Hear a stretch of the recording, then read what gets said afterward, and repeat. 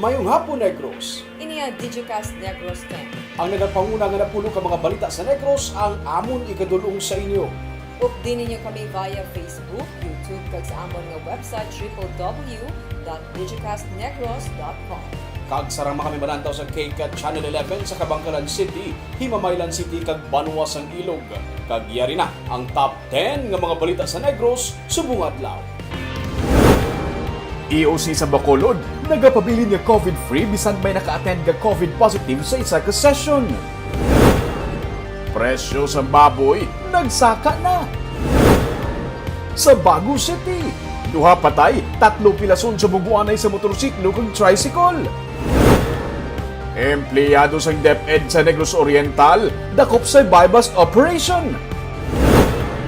Kag sa good vibes, masanag na kag baduagon ang balay sa mag-utod nga sa Bacolod. Initanan sa Digicast Negros X.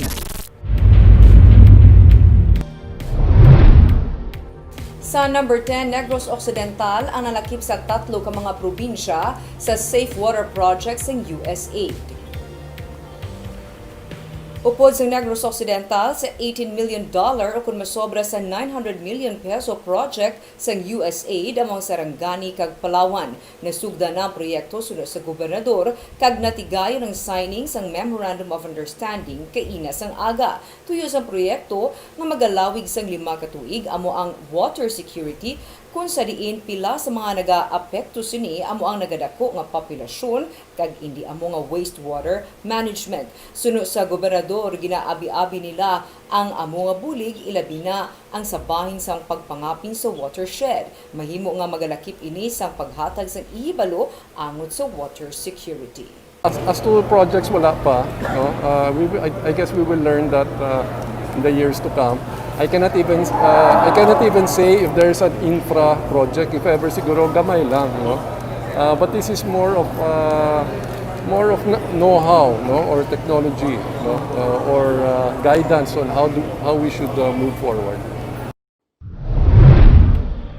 Sa number 9, 7 ka mga barangay sa Bacolod ang nagpaambit sa ilang mga best practices agud mapahagan-hagan ang kaso sa COVID-19 kag agud to masunod man sa iban nga mga barangay. Yaring report. Ang mga barangay 11, 12, 22, 24 Alangilan, Felisa kag Montevista ang kilala sa Bacolod Emergency Operation Center bangod sa ilang mga pamaagi para mapahagan-hagan ang kaso sa COVID-19 sa ilatag sa mga barangay. Kabahin sa 7 ang Montevista, isa ka gamay nga barangay kag kalabanan mga pamalay. Suno kay punong barangay Gloan Tambasin, nanginhugot ang ilang pagpatuman sang curfew sa ilang barangay, ilabi na sa tiun sang ECQ.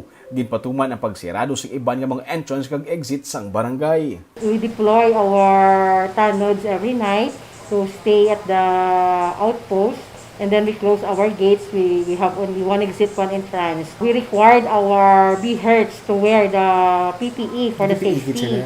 Pati ang ila playground, wala man anay ginapasudlan. Ang basketball court, hindi pa pwede magamit. Pero sunod sa punong barangay, ang pagbinuligay mismo sa mga residente ang dako nga rason kung nga nakaagi sila COVID-free sa sulod sa duha ka semana. Sa pumuluyo, sir, binuligay gid. Kung may mga positive cases, padala fruits, and then even coming from abroad nga mga taga-homesiters, nagpadala gid sa amon, especially during ECQ. Despite nagamay lang ang amon nga barangay, kadamo sir sa relations nga nabaton namon. Karon, may 7 na lang sila ka-active cases.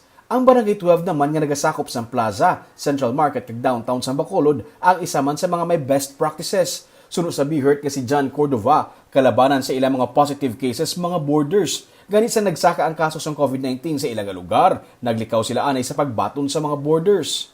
Last ang pagsulod sa mga hindi resident sa Barangay 12. Last ang pagsulod, kag wala naman kami gabaton. Ang iban nga nawalaan ko, wala na kami gabaton borders. It's because nga doon nagpanik kami kasi syempre isang lately niya doon 20 gid nga gululungan na force borders ang positive. Nagainikit-ikit man ang mga balay sa barangay ugaling sunod sa kay Cordova, masako ang ilang house-to-house campaign para magpahibalo nga mag-social distancing kag magamit sa mask. House-to-house campaign kami kahit amalikap. Kaya para ma-last ang that's why nga almost 1 month kami nga nag-COVID-free. Kasubong sa Montevista, suno kay Cordova, ang kooperasyon sa mga pumuluyo ang nanginyabi kung nga nakaagi sila COVID-free sa sulod sang halos 1 ka bulan, kag karon isa na lang ang active case sa ilang nga barangay. Sa number 8, empleyado sang DepEd sa Negros Oriental ang arestado sa buy-bust operation. Gindakop sa buy-bust operation kahapon si Jess Mark Manangkil nga isa ka Administrative Assistant 2 sa Department of Education sa Banwa sang Bindoy sa Negros Oriental.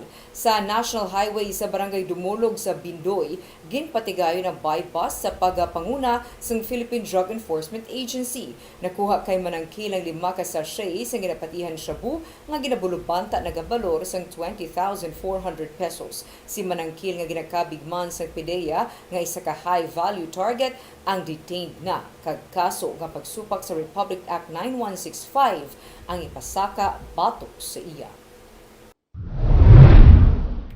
Sa number 7, duha patay 3 pilason sa bungguan na isang motorsiklo ug tricycle sa Baguio City.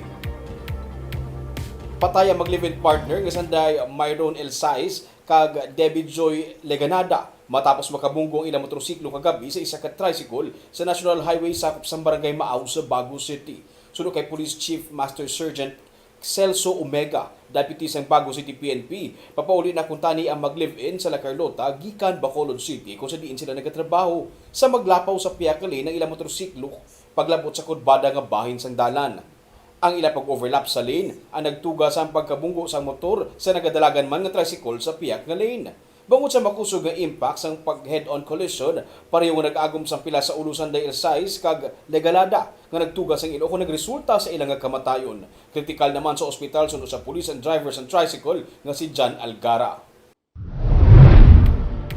Sa number 6, presyo sang baboy ang nagsaka kag mahimo tubtub na ini sa bulan sang Disyembre. Samtang ang probinsya sa Negros Occidental ang todo kampanya kontra African Swine Fever, ilabi na karon nga masako na ang pagbiyahe kasubong man ang pagbitbit sa mga pasalubong nga mahimo naganakip sang pork meat products nga posible gikan sa ASF infected areas. Yaring report. Humalin sa bulan sa Oktubre, sunod sa negosyante nga si Ramon Uberas, tayuyo ng pagsaka sa presyo sang baboy, bisan pa ang sa baka. Ang baligyaanay sa Burgos Market, sunod kay Uberas, 230 ang baboy, 300 pesos naman ang kilo sang baka.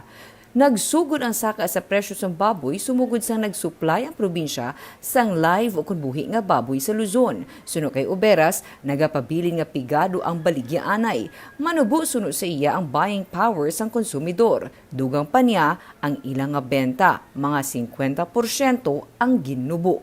Pag sugod shipment sa Manila, nagamatamat na saka ang pigirin. Pero nga kung na bumala ka, reklamo mo, sige man lang Reklamo, bigay. Mahal nga muna ni sitwasyon kasubong, mahal pa siyang balaklod. Ako pamungot kung lagi dya kwartang tao, budget di dya tanan niya pagkaon tanan. Basta ganyan siya ang Dako, bigay. Dako kayo.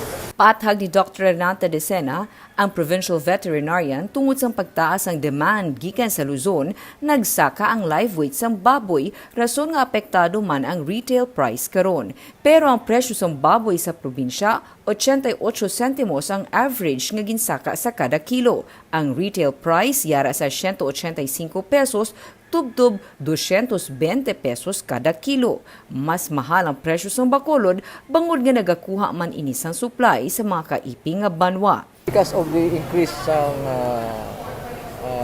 demand sa Luzon, so kasaka ang live weight. That's why subong may meeting kami with the contract to buy sa mga feed companies, mga backyard, kasaka ang presyo, 125 pesos per kilo live weight. So usually, may buyer kita from Cebu and Manila, sumasaka man imong dressing weight, kag ang imong cost sang imong slaughter. Samtang mas nagahugot karon ang probinsya sa kampanya kontra African Swine Fever, ilabi na nga nagasako na ang biyahe karon kag madamo ang nagabitbit sang pasalubong nga nagalakip sang pork meat products. Wala labot diri ginapahanumduman ng publiko nga maghalong sa ginabakal online. Nagsulat na ang probinsya sa mga courier nga hindi magbaton sa mga pork meat products bangod padayon ini nga banned sa probinsya. Gina-accept nila nga abi nila free na ang Negros. Gina-assume nila nga muna. But sang gisulatan namon nga there will be penalty from the task force kay gina-refer namon sa provincial legal. So kung may mga violations, ang provincial legal na Nagapabilin nga ASF free ang Negros Occidental. Sa number 5, kinahanglan sa mga sidewalk vendors kapag saylo sa Vendors Plaza. Inisunod sa kay City Administrator M. Ang. Sunod sa iya ang mando ang nagikan sa Department of Interior and Local Government. Kag hindi magpati sa amo nga mando ang sarang nga makasuhan. Sang sini nga semana nangin masako ang lagsanay sang City Legal Office sa sidewalk vendors kay ginsugura na ang ikaduha nga bahin sa clearing operation. Nagaapila ang mga vendors sa syudad nga kung tani hindi lang sila pagsailoon sa Vendors Plaza kay kahigko sang lugar kag guba ang kasilyas gani wala sila sa customer. Sunod sa kay Ang, wala sila sa mahimo kay hindi na pwede mapwestuhan ang mga sidewalk base sa mando sang DILG. Sa number 4 Negros Oriental, ang may 21 ka mga bag-o nga kaso sa COVID-19. Naglapaw na sa 500 ang kaso ng COVID-19 sa Negros Oriental matapos nadugangan sa 21 subong nga adlaw. Anom diri ang yara sa Santa Catalina, 5 ang sa Gihulngan kag 2 sa Zamboanguita. May tig-isa naman sa Sibulan, Bayawan City, Tanhay, Basay, Mabinay, Dawin kag Amlan. 18 sa bag-o nga kaso ng COVID-19 sa probinsya ang local transmission. May 26 man ka bag-o nga nag-ayo sa COVID-19 sa Negros Oriental. 517 na tanan ang COVID-19 cases sa probinsya kag 155 diri ang active cases. Sa number 3, Dr. Edwin Miraflor Jr. ay nagbato na sa iyang appointment bilang officer in charge sa Bacolod City Health Office. Salig sa memorandum, ipapanaog ni Mayor Evelio Leonardia sa Nobyembre 9, gindesignate si Miraflor bilang OIC. Samtang ginassign naman sa Economic Recovery Committee ang anay City Health Officer nga si Dr. Maria Carmela Hinsoli. Magapabilin man nga in charge sa Emergency Medical Services si Miraflor nga kabahin sa Bacolod City Emergency Operations Center Task Force. Sa nagligad lamang nga bulan, ginhimo nga OIC si Miraflor matapos nga mag-file sa leave of absence bangod sa wala may baluan nga rason si Hinsoli. Sunod kay Bacolod Vice Mayor Elcid Familiaran, ang Economic Recovery Committee sa syudad kung saan iga-assign si Hinsoli ang gitukod para magplano sa mga tikang nga dapat himuon sa syudad para mabuligan ang pagbangon sa ekonomiya sa Bacolod sa tunga sa COVID-19 pandemic. Sa number 2, Konseho sa Bacolod ang nagpasar sang resolusyon nga nagahinyo sa alkalde nga tun-an ang posibilidad sa paggamit sang available nga funds sa syudad para sa pagpatukod sang kaugalingon sini nga ospital. Nangin mainit ang pagtalakay sa mga katapos ng sangguniang panlungsod sa ila virtual session kahapon sa resolusyon nga ginpropose ni Councilor Wilson Gamboa Jr. nga nagahinyo kay Bacolod Mayor Evelio Leonardia nga gamiton ang available credit line sa syudad sa bangko sa pagpatukod sa ospital. Inibangod ang Corazon Locsin Montelibano Memorial Regional Hospital lamang karon ang nagaisahanon nga public hospital nga ginakadtuan sa mga pumuluyo sa Bacolod. Pero ginpahayag sang iban nga mga konsehal nga hindi na mahimo nga tandugon ang credit line sang syudad sa mga bangko bangod napaina ini sa iban pang mga proyekto. Gindugang pa sa mga konsehal nga mayara na karon sang pending bill sa Kongreso si Bacolod Congressman Greg Gasataya nga nagatuyo sa pagtukod sang Bacolod City General Hospital. Sunod kay Gamboa, wala sang kasiguruhan mahatagan sang pondo sa national government ang pagpatukod sa Bacolod City General Hospital amo kun nga mas maayong may mapain nga pondo ang syudad. Dugang pa ni Gamboa nga mahimo man ini nga gamiton bilang counterpart sa syudad sa igatukod nga ospital base sa hagna ni Gasataya kung matigayon gid man ini. Bangod sini, ang ginpasar nga resolusyon sa konseho amo ang paghinyo na lamang sa alkalde nga tun-an kung mayara sang available nga pondo ang syudad para sa pagpatukod sang isa ka ospital. Kag sa numero 1 sa mga balita subong nga adlaw, Bacolod Emergency Operations Center kon EOC nagapabilin nga COVID-free. Inibisan pa isa ka COVID-19 positive patient ang nakatampong sa isa nila ka mga meeting. Yaring report. Sa kada portahan sa Mascara Hall kung sa diin nagapatigayon sa session ang Bacolod Emergency Operations Center, may signages nga hindi pwede makasulod. Sa mismong entrance, may mga warning. Isa lamang ini sa mga ginahimo nga tikang sang EOC para magapabilin nga COVID-free ang Mascara Hall sa Bacolod City Government Center. May nakatambong abi sa ila session nga isa ka COVID-19 positive kag natabuan man nga matapos ang among session nakapatigayon sang swab test sa tanan nga kabahin sang ilang nga task force. Gani sunod sa Executive Director sang EOC nga si M. Ang, COVID-free sila sa gihapon.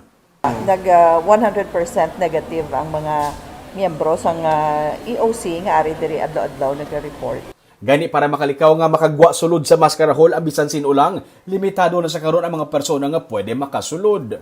And if you notice, ginalimit na namon subong ang gwa sulod sa mga tao. In fact, even mga staff of other offices, hindi sila yakadali-dali sulod sa EOC because we'd like to limit, we want to maintain that our EOC is COVID-free. Yes. Kahit siyempre, importante ang mga tao nga rin diri, sila man yung nag-implement sa aton mga measures. Wala makaapekto sa daily operations ng EOC ang among nga insidente. Gani mas doble sila sa karon sa paghalong kay halos kadamaan sa mga importante nga persona sa pag-away sa syudad kontra COVID-19 ang kabahin sang ilang nga task force. Kag sa good vibes basta Christmas season na agaw atensyon ang puloy-an sa mga pamilya diri sa Bacolod. Tradisyon na sang pamilya ang mag-set up sang Christmas decoration nga nagahatag sang kalingawan kasubong sa mga kabataan kag yari. Nagabanaag sa dalan na Pizina San Sebastian sa Bacolod ang balay sang pamilya C. Gani indi malikawan sa mga nagalinabay ang magbalikid kag magpondo para maglantaw sa mga Christmas decors. Naabdan sang Digicast Negros ang mga kabataan nga gikan man sa kaipi nga barangay nga nagapa-selfie. Sunod sa ila, basta Christmas season na, ginabantayan nila ang Christmas lights and decors sa balay sang pamilya C. Kan subo lang sa mga tunduman mong sa muna nga do kasadya. Sentro sa karon amo ang Belen sunod sa tag-iya nga si Jo Marie C. nga nagsiling nga tradisyon na sang ilang nga pamilya humalin pa sa ilang nga amay nga magbutang sang dekorasyon. Ini ang ilang nga pamaagi nga mapaambit man ang simple nga kalipayan sa mga makakita sini. When we were still small children, our dad was a supplier of Christmas lights in Bacolod and also fireworks. So all of us are really made aware to decorate the house during Christmas because if you just put the decor inside the house, parang it's selfish na ikaw lang maka-appreciate sa Christmas. So we put small lights sa gwa para ang people who can't afford or people who doesn't know Jesus Christ would be aware about our Savior Jesus Christ. Bag-o naman nga kalingawan ang live animals sa Christmas setup sang utod ni Jo Marie nga si Jerry sa 18th Street. Ang reindeer kag polar bear nga napahamtang lamang sa tabok o kun sa hotel nga ginapanag-iyahan man sang pamilya ang nagahatag sang kalingawan sa mga nagabisita ilabi na sa mga kabataan. Sunod sa anak ni Jerry nga si Mark Gray, nagapabilin ang Belen, globe kag ang train sa ilang nga Christmas setup. May pandemic man sunod sa iya, padayon ang pagpaambit sang ilang nga pamilya sa publiko sang hindi lamang kalingawan nga ginadala sang Christmas lights and characters, kundi ang mas kahulugan nga mensahe sang paglaom nga labing ginakinahangan sa karon. Nga mo na maging hopeful ta nga bisan anong naagyan ta this year. It's been a roller coaster ride this year, but mo na maging symbol siya of hope. Si Papa, nagambal gina siya sa amon nga gusto ko ya every year amo ni. Gusto ko every year, sige-sigihon yun ni. Kamo mga makabataan ko, sige-sigihon yun ni nga mag-show ta sang aton blessings man sa iban nga tao. Maging blessing san in our own little way. Ginaabi-abi sa pamilya ang mga nagabisita. Ang iban gani gikan pa sa malagyo nga lugar kung kaisa para lamang magpa-selfie. Ang importante nga nakapaambit sila suno sa pamilya sa bisan gamay nga kalipayan kag kalingawan kag mabatsyagan sa mga natungdan nga si Kristo ang matuod nga mensahe sang Paskwa sa tunga sang ginapangatubang nga pagpanghangkat dala sang pandemya. Barb, sa Bacolod instant na nga naging tourist spot ang balay sa mga sa magutod nga sa Lapasay na kag sa Eden Street, no? Kada basta Christmas season. Actually, may sa 18th, wala pa siya ng human. Pero, bisan, ginapaabot pa nila nga eventually mahumanigid. Pero, may mga naga. Yes. Sa mo itong itsura, wala pa siya mahuman. May mga nagabisita na Rubing. Na-notice ko, ang live animals ito, pati ako nagtanong, ay, lakit akong tuod, no? May Ferris wheel? Wala pa. Amo na ginag-set up. Yes, wow. amo na siya. Amo na ginabantayan sa tanan bata kag tingulang tuod barbega kadto na kag pa-picture. Ay duno kon subong damo tawag. May mga nagapa-picture na Roming, pero ti ginahulat pagit kumbaga ang launching gid balaya nga kompleto na ang tanan. Ang ginasiling bala sa digital nga age subong nga Instagrammable nga mga papaluhan na sagad. Pero ang pinaka bottom line that Roming, message of hope. Nga sa tunga sang pandemic, it's still worth nga mag-celebrate kasi sa matutuod nga kahulugan sa Pasko. Kagahamba nila, nakuha nila ang practice sa ila tatay, no? It's their way of giving back to the community, no? Amo na namin. Amo na ko nila nga simple nga pagpaambit sa kalipay. Kanang kabay pa mera, tatanan sa ato mera, the own ways of giving back to the community para sa dya. Kag, amo yan mga balita sa Negros subong adlaw. Kay man sa panahon karon importante nga may ihibalo ka sa nagakatabo sa imo nga palibot. Pero dapat syempre eksakto kag balanse ang mga impormasyon. Padayon kami nga magapangalagad sa Negrosanon. Ako si Barbara Mijares. Tubtub sa boss, ako naman si Romeo Subaldo. Mayong hapon.